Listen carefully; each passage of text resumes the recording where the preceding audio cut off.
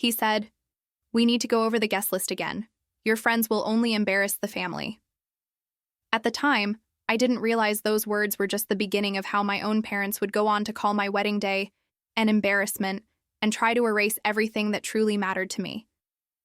But that became their biggest mistake, because what followed was nothing like they expected. For me, a wedding was never about glitter, chandeliers, or showing off to neighbors. It was about love, about building a family with Daniel. I grew up in a house where appearances were everything. My mother loved flaunting designer bags, and my father always repeated, "People judge you by who stands next to you and how much they're worth." They dreamed that my wedding would be their grand parade, proof of their success, a photo album of status. But Daniel was different. He wasn't a billionaire. He was an architect, a man who built houses with his own hands instead of just signing contracts. When I told my parents we wanted a small outdoor wedding surrounded by greenery, no massive guest list, no spectacle, just love, they whispered their disdain. "This is shameful. This is peasant stuff. This is no wedding, just a picnic." That evening over dinner, my father clenched his jaw and spat out, "If you want to disgrace yourself, do it without us." I tried to explain that I didn't need castles, chandeliers, or famous singers. What mattered were the people I loved. My mother cut me off with her usual coldness. People don't care about love. They care about appearances. And in that moment, I realized the battle lines were drawn, so the preparations turned into a war. While Daniel and I were excited to plan something intimate and meaningful, my parents treated every decision as if it were a personal attack on their reputation. When I picked a simple white dress with soft lace, my mother scoffed, "It looks like something from a bargain store. Do you really want the neighbors whispering that we couldn't afford better?" My father kept dropping hints that we should book the grand ballroom at the country club, the same place where he closed his biggest business deals. To them, a wedding was a business presentation, not a union of two souls. The worst part was that they started calling relatives behind my back, trying to convince them not to attend unless we did it properly. I found out when my cousin texted me, "Your mom told us you're planning some backyard thing, is that true?" My hands shook as I read it. It wasn't a backyard thing. We had rented a stunning outdoor venue with rolling hills, lanterns, and live acoustic music. But to my parents, if it wasn't dripping in crystal and marble, it wasn't worthy. Daniel noticed how my smile faded each time my phone buzzed with another complaint, another manipulation. One night, as we sat together looking over the seating chart, he held my hand and whispered, "This day is about us, not them. If they can't support us, we'll stand on our own." His words gave me strength, but also broke something inside me. The realization that my parents would rather sabotage my happiness than let go of their obsession with appearances. That's when I knew the wedding wouldn't just be about saying, "I do" to Daniel. It would also be about saying enough to them. The pressure only grew as the date approached. My mother started showing up uninvited to fittings, making comments loud enough for everyone in the room to hear, "That dress makes her look cheap," or, "At least when her sister gets married, it will be done the right way." My father sent me a spreadsheet of suggested vendors, each one obscenely overpriced, clearly connected to his business friends. When I refused, he sent me a message that read, "Don't expect us to show up if you insist on embarrassing the family." At first, I cried. Deep, gut-wrenching sobs, the kind that make your chest ache. But then something in me shifted. Why was I begging for their approval? They weren't the ones walking down the aisle. Daniel and I made a choice. No more arguments, no more explanations. We'd continue with our vision, a heartfelt ceremony outdoors under the oak tree, with the people who truly wanted to be there. The day of the wedding arrived, bright and warm, the air filled with birdsong. My heart raced as I stepped into the meadow where our friends and Daniel's family had gathered. I glanced around and noticed the empty chairs reserved for my parents. For a split second, the sting was sharp. But then the music started, and I locked eyes with Daniel waiting at the altar. His smile was steady, grounding, everything I needed. The vows we exchanged weren't drowned out by clinking glasses or staged performances. They were raw, real, and ours. And in that moment, I knew. my parents' absence was not a loss. It was a gift. Because without their shadow, I could finally stand in the light of my own life. When the photos from our wedding began circulating among friends and extended family, the response was overwhelming. People commented on how beautiful and authentic it looked, how radiant I seemed standing in my simple dress with Daniel's hands wrapped around mine. My aunt even called me in tears, saying, "It was the most genuine wedding I've ever witnessed." That was when the phone calls from my parents started. At first, my mother tried to sound casual. "I saw the pictures. Cute little ceremony you had." But her voice was sharp underneath, like she was choking on her own bitterness. Then my father took his turn, not even bothering to hide his anger. "Do you realize what people are saying? They think we couldn't afford a proper wedding. You made us look like fools." I stayed silent, letting the weight of his words sink in, before answering, "This wasn't about you. It never was." That was the first time I had ever said it aloud, and it felt like stepping into freedom. My parents didn't take it well. My mother sent a long email filled with accusations, ending with, "You chose him over us, and you'll regret it." But regret never came.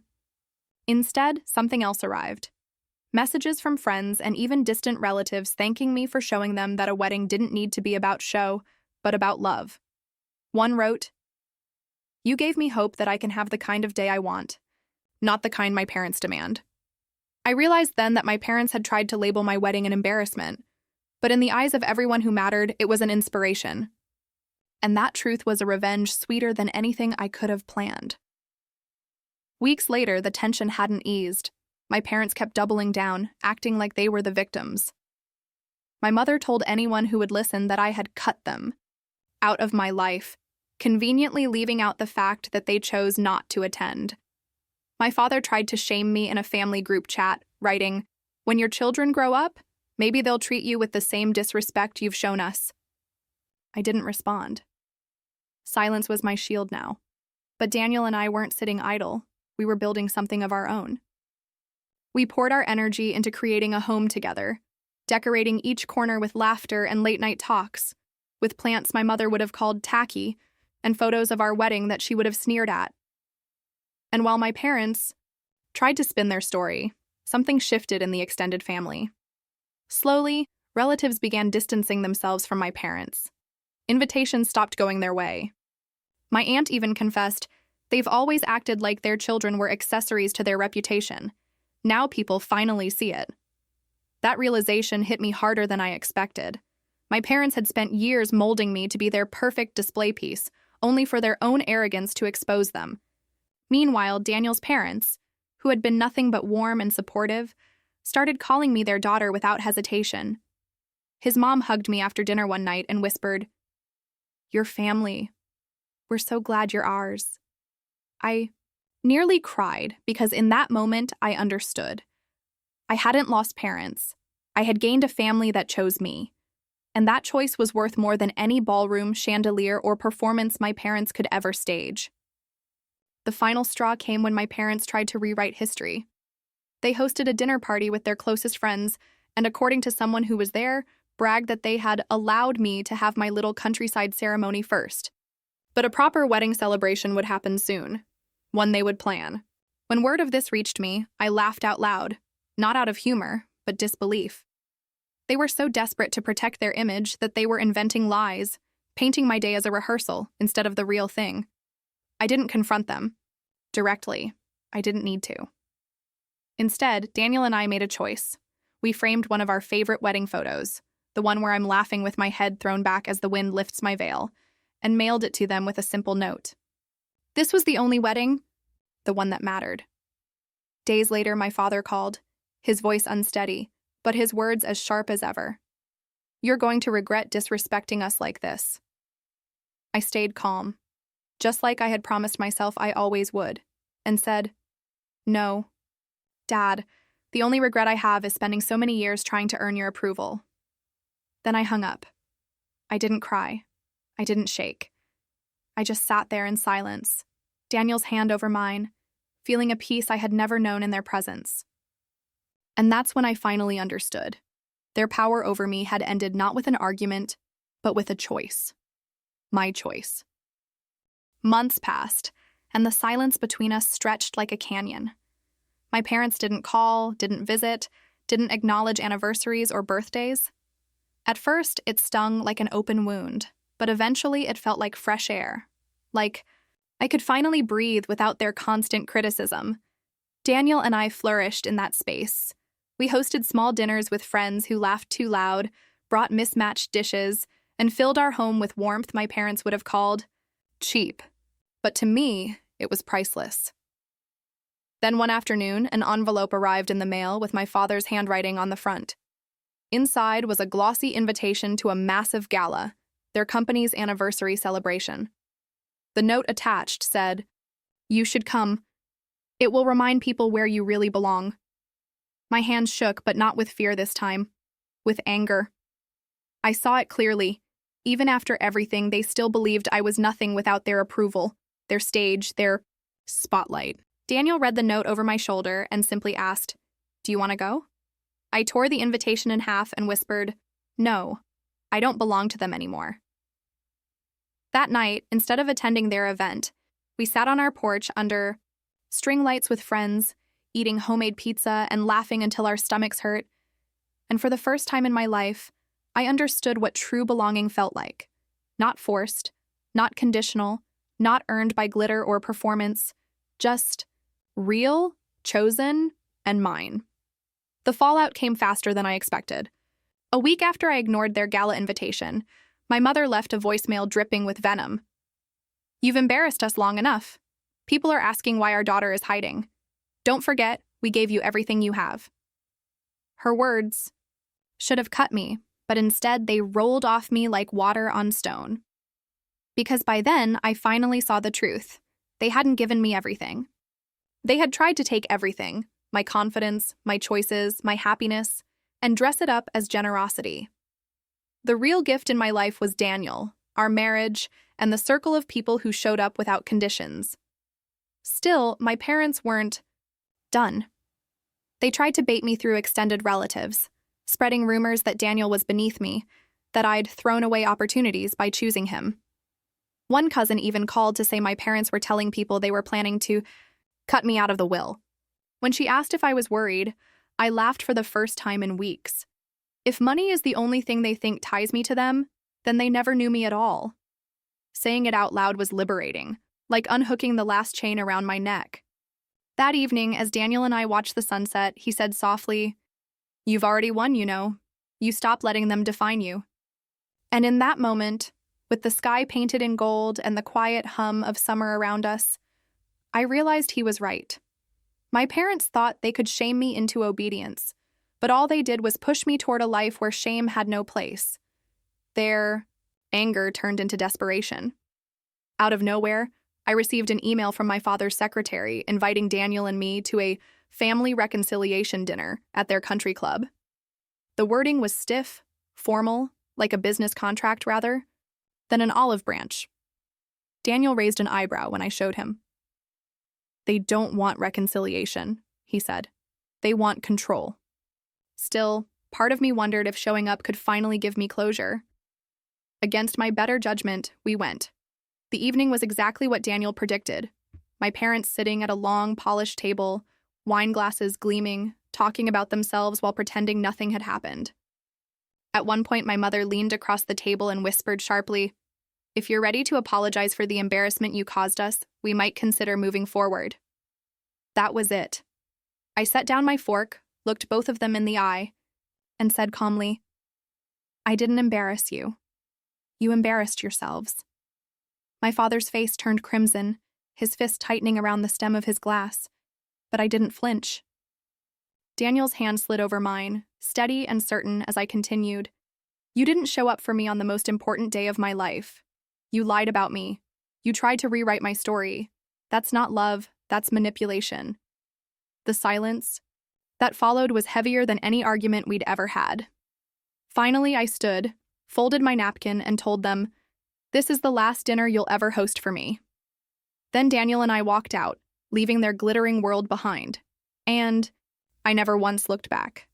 After that night, the distance between us became permanent. My parents tried to paint me as the ungrateful daughter, the rebel who abandoned family values. But the truth was already out. Relatives who once sided with them stopped answering their calls. Colleagues whispered about how their obsession with image had backfired, and the perfect reputation they guarded like treasure began to crack. Meanwhile, my life felt lighter than it ever had. Daniel and I traveled, made memories, filled our home with laughter that no amount of money could buy. I caught myself smiling in the mirror more often, no longer haunted by the echo of my mother's criticisms or my father's disapproval. And then something unexpected happened. One of my parents' closest friends, a woman who had always seemed intimidating to me, reached out privately. She confessed, "Your wedding was the most beautiful thing I've seen in years. Honest, pure. Don't ever let them convince you otherwise." Her words struck deep. Not because I needed validation, but because it confirmed what I already knew. My parents were wrong, and they always had been. They called my wedding an embarrassment, but the only embarrassment was theirs, choosing pride over love, appearances over family. That was their legacy, not mine. Mine was different. Mine was joy, freedom, and finally, the power to write my own story without asking anyone's permission. It was around our first anniversary that the final curtain fell. We decided to celebrate quietly, just us and a few close friends, with candles flickering in the backyard and music drifting softly in the air. That evening, as I held Daniel's hand and we toasted to a year of resilience and love, I felt something I had never felt in my parents' house: peace. Later that night, my phone buzzed with a message from an unknown number. It was my father. "We heard you're celebrating tonight. Just remember, family doesn't forget. One day you'll come crawling back." I stared at the words for a long moment, then calmly deleted the message. No tears, no hesitation. That was the difference. Now their threats had no power, their shadow had no reach. I had walked through the fire and come out whole. My parents thought they could shame me into submission, but all they did was teach me how to live without them. Daniel slipped his arms around me and whispered, "They don't know it yet, but you've already won." And he was right. Winning didn't look like revenge or grand gestures. It looked like this: love, laughter, and a life they couldn't touch. Years later, when I looked back on it all, I realized how much had changed. Not just in my relationship with my parents, but in me. The girl who once trembled at every sharp word from her mother, who bent herself in half trying to please a father who could never be pleased, was gone. In her place stood a woman who chose love over status, truth over appearances, and peace over chaos. My parents still called my wedding an embarrassment. Maybe they always will. But the irony is that the only thing anyone remembers from that day is how full of joy it was, how real it felt, how different it looked from the stiff, staged performances they called proper.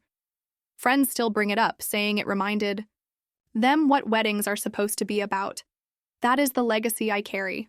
Not their bitterness, not their gossip, not their empty threats. Just the memory of standing under an oak tree, promising my life to a man who saw me, believed in me, and never once asked me to be anything other than myself. And that, I realized, was the quietest and strongest revenge of all. Time has a way of revealing the truth.